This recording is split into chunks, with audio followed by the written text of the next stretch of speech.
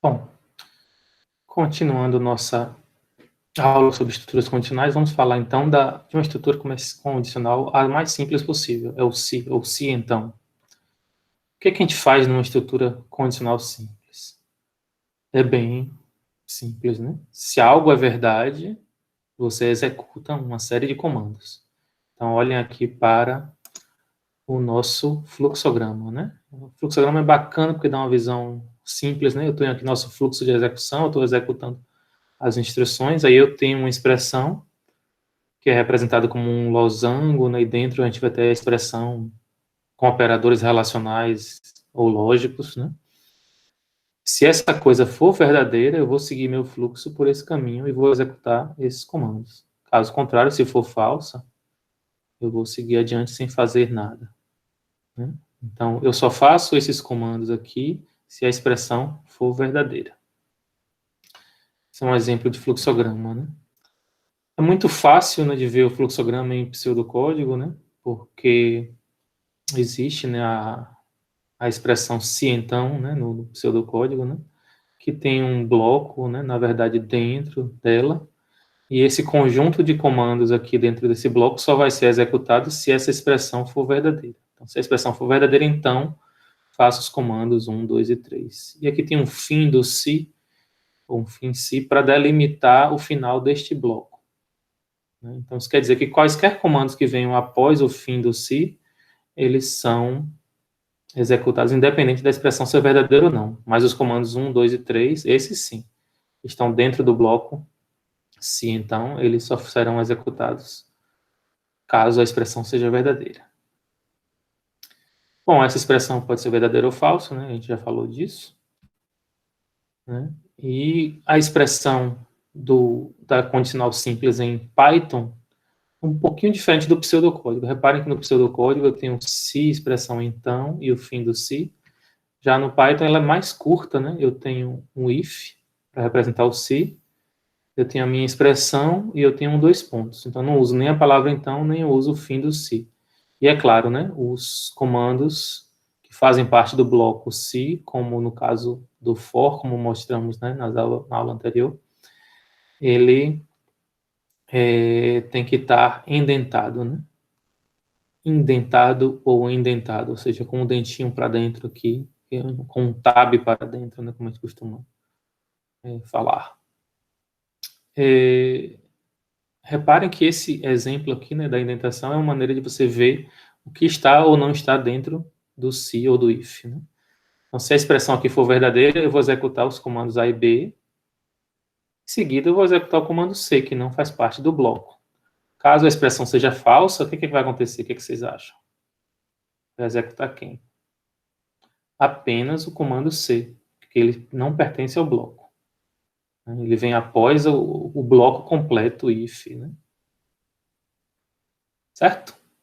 Assim funciona em Python. Vamos ver isso com um exemplo, né? Aqui, primeiro eu vou sugerir a gente fazer um pseudocódigo, né? Vamos fazer um pseudocódigo de um algoritmo que avalia se uma pessoa pode ou não tirar a carteira de habilitação. Todo mundo sabe, né, que as pessoas no Brasil podem tirar a carteira de habilitação se tiverem mais de 18 anos. Claro que pode ser preciso, né, outras coisas, mas, por exemplo, ter feito um curso de direção. Mas vamos manter o problema simples aqui, né? Vamos escrever um algoritmo bem simples, considerando apenas essa condição de ter ou não a idade mínima adequada para dirigir. Então, aqui vem meu algoritmo. Lembrando, né, como é que a gente faz um pseudocódigo? Primeiro a gente expressa o que aquele pseudocódigo faz. Então, aqui eu tenho esses comentários dizendo, né, do que se trata esse algoritmo.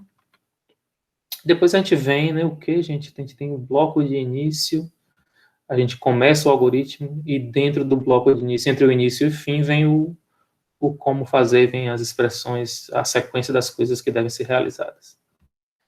Bom, às vezes a gente utiliza variáveis, normalmente utiliza variáveis, então a gente precisa, no caso do pseudocódigo, declarar a variável. Então, a gente tem uma variável aqui, idade, que vai ser utilizada para checar se a pessoa pode ou não ter a carteira. E a idade, a gente costuma trabalhar com números inteiros, né? Então, idades em anos.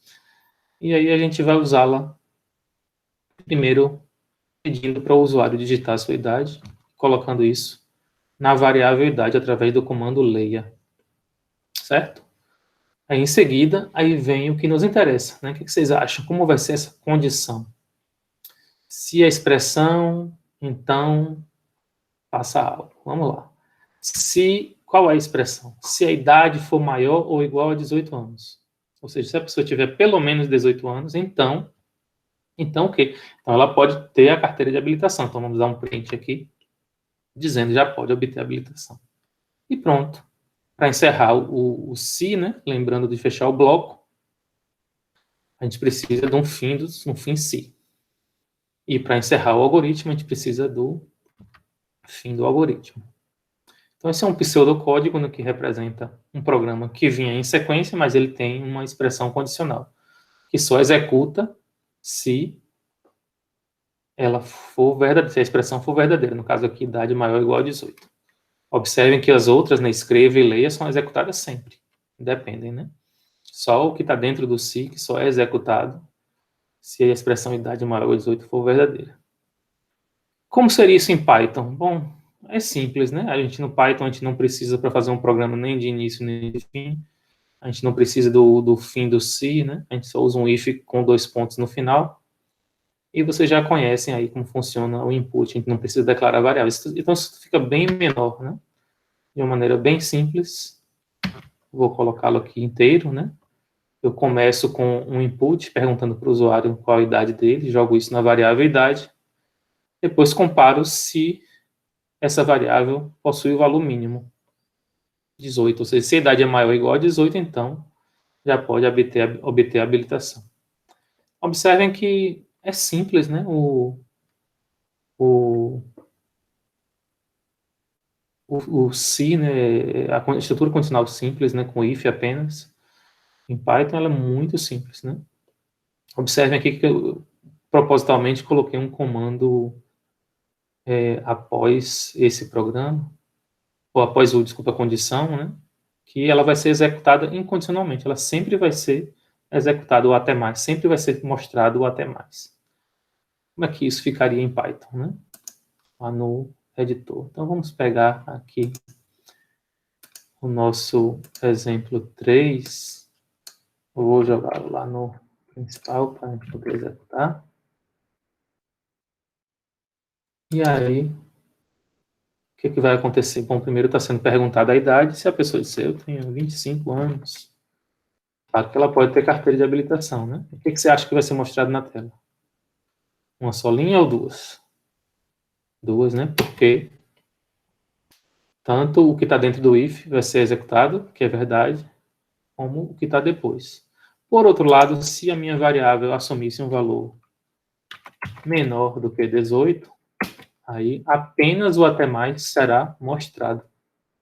Então, isso é um comando incondicional, né? Já o comando já pode obter a habilitação print dessa mensagem, ele é um comando condicional, ele só vai ser executado caso a condição, né, a expressão idade maior a 18 for verdadeira.